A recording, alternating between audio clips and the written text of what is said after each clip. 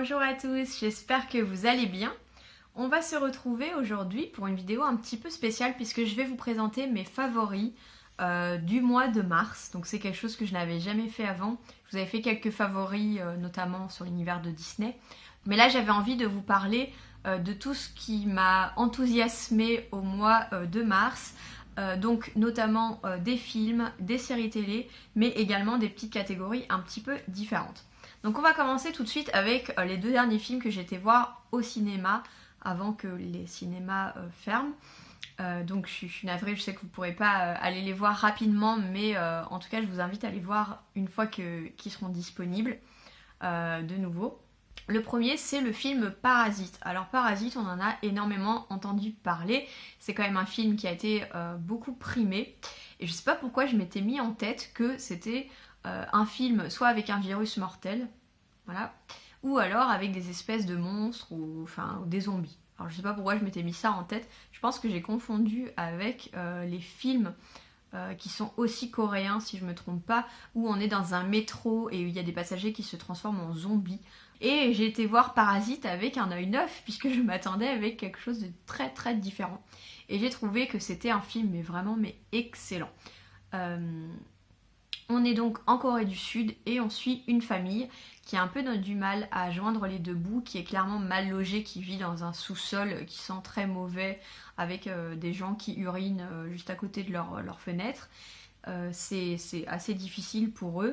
Et en fait, par un concours de circonstances, le fils va devenir professeur d'anglais d'une jeune fille d'une famille très très aisée qui ont une magnifique maison. Et va commencer à s'échafauder un plan machiavélique pour se rapprocher de cette famille donc très très riche. Je vais m'arrêter là pour le résumer.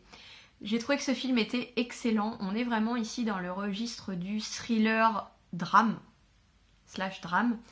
J'ai trouvé que notamment c'était très intéressant sur la pyramide sociale au Corée du Sud. C'était quelque chose que je ne connaissais absolument pas, et donc que ça soit le problème du mal logement et de finalement de la différence de statut social qu'il peut y avoir en Corée du Sud. Donc sur ce point là c'était très intéressant.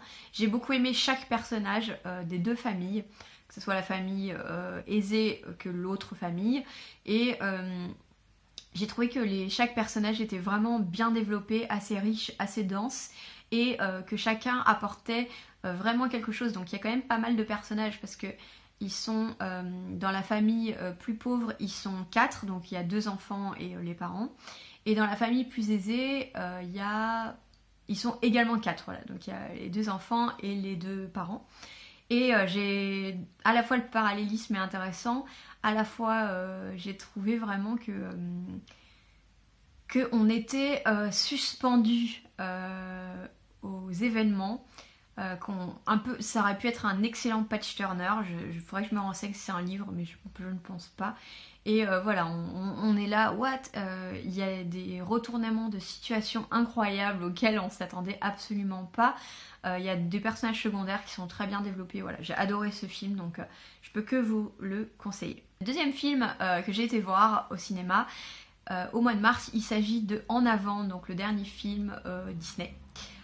C'est un Pixar d'ailleurs celui-là, mais ça reste Disney maintenant.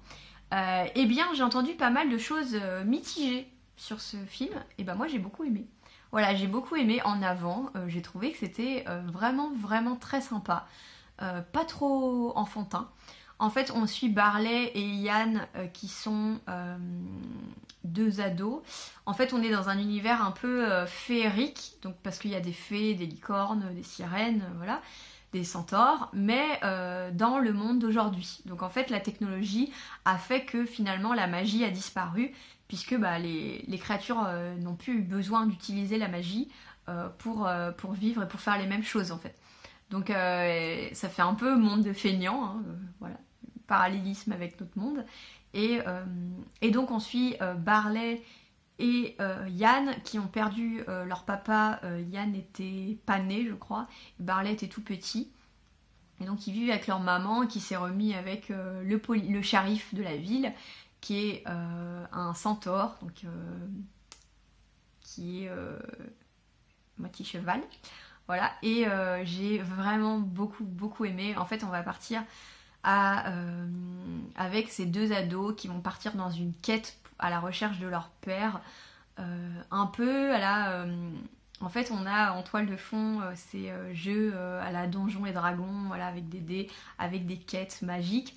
Et ces deux ados qui finalement vont apprendre à se connaître un peu plus.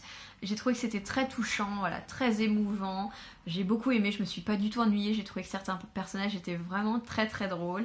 J'ai bien aimé la réécriture de certains personnages mythiques que j'ai trouvé super. Les licornes qui étaient les nouveaux sans-abri, en fait. J'ai trouvé ça génial. Je recommande vraiment, voilà, ce Disney. Ça sera pas le meilleur Disney ou le plus émouvant. Alors, pour moi, le meilleur Pixar, ça reste Coco. Voilà, c'est celui qui m'a le plus touchée. J'aime aussi beaucoup Ratatouille. Mais j'ai bien aimé. Voilà, je trouve qu'il mérite pas autant de mauvaises critiques. Et j'ai trouvé qu'il était très divertissant, très beau, très joli. Et qui convenait à la fois aux adultes et aux enfants. Donc, quand il sera disponible, je compte sur vous pour essayer de regarder en avant. Quelques séries. Vous allez voir qu'au niveau séries, je regarde pas des choses très joyeuses. Donc si vous cherchez des séries joyeuses et drôles, c'est pas... ne suivez pas mes recommandations. Première série qu'on a terminée avec mon chéri, 2 saisons. Il s'agit de The Sinner, qui est disponible sur Netflix, que j'ai absolument adoré. Donc en fait, dans The Sinner, je vais vous dire juste le début de la saison 1. En fait, on suit une femme qui a un enfant, un mari, petite ville de province, voilà, la petite vie tranquille, elle a son boulot, tout a l'air une femme équilibrée, voilà, vraiment normale, la petite famille classique. Et un jour sur la plage, ils vont s'installer pour faire un petit pique-nique, et puis elle va croiser quelqu'un. Elle va entendre une musique particulière et d'un coup elle va se jeter sur cette personne et le poignarder à mort. Et voilà, je vais m'arrêter là, c'est juste dans le premier épisode, donc je ne vous spoile rien. Et donc en fait toute la série, la saison 1, on va suivre cette jeune femme qui va du coup être incarcérée pour le meurtre de ce garçon. Et le policier, un policier qui veut essayer de comprendre, qui gratte en fait dans la personnalité de cette femme, qui veut comprendre en fait comment il y a un interrupteur qui s'est allumé et elle s'est jetée sur ce mec pour le tuer. Donc on est vraiment dans du thriller avec beaucoup de psychologique. Alors c'est pas pour les plus jeunes cette série, il y a quand même beaucoup de scènes, il y a des scènes un peu perturbantes et il y a aussi pas mal de scènes sexuelles, voilà, je préfère le dire. Donc c'est quelque chose qui vous gêne, bah voilà, c'est pas une série pour vous. Moi ça m'a pas du tout gêné et enfin ici ça faisait sens en fait, il y avait un sens dans la série. J'ai beaucoup aimé tous les personnages, principaux que secondaires. Il faut savoir que le personnage principal de la saison 1 c'est Jessica Biel, c'est également elle qui produit la série. Voilà, donc c'est au moins pour la saison 1. J'ai beaucoup apprécié la saison 2, on suit une autre enquête avec un autre point de vue différent où on va retrouver le même policier. Dans la saison 2, c'est un petit garçon, puisqu'il a 10 ans, qui va assassiner 2 adultes dans une chambre d'hôtel.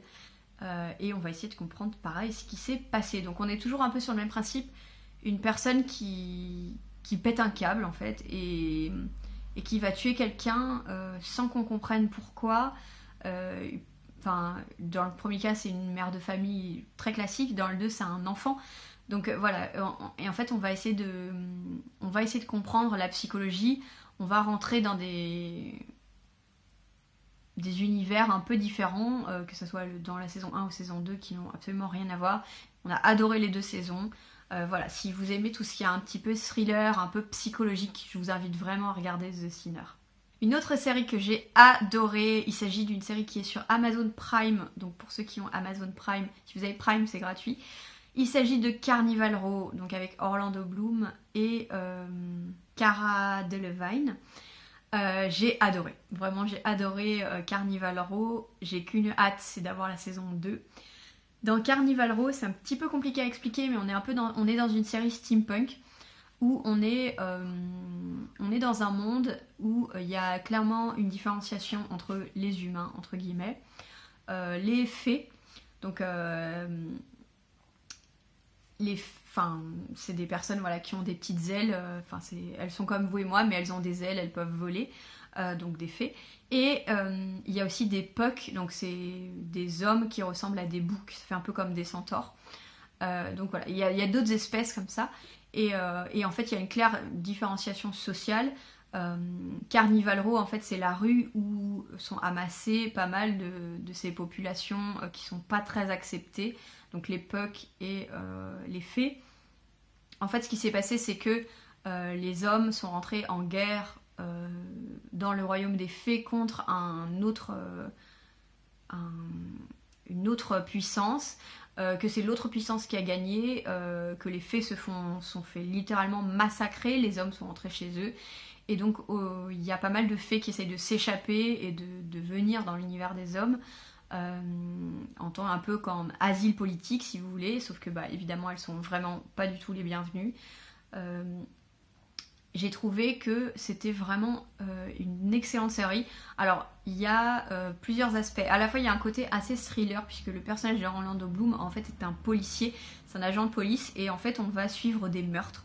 Et il y a des meurtres de différentes personnes, de différentes castes, donc qui rend les choses très intéressantes. Donc, à la fois, on a en toile de fond ces meurtres qu'il essaye de résoudre, et à la fois, on suit donc le personnage de Cara Delevingne, qui est une fée, qui s'est échappé de son monde et qui arrive en tant qu'illégal dans le monde des humains. Il y a énormément de parallèles évidemment avec notre monde, puisqu'on va parler des illégaux, on va parler des différentes classes sociales, de la manière dont sont traités ces gens, les fées, les pucks, voilà, qui finalement ont choisi de partir d'une guerre et qui se retrouvent vraiment dans un pays où ils sont pas du tout acceptés et où ils sont soumis à des métiers on va dire de basse condition, puisqu'ils se retrouvent en général serviteurs,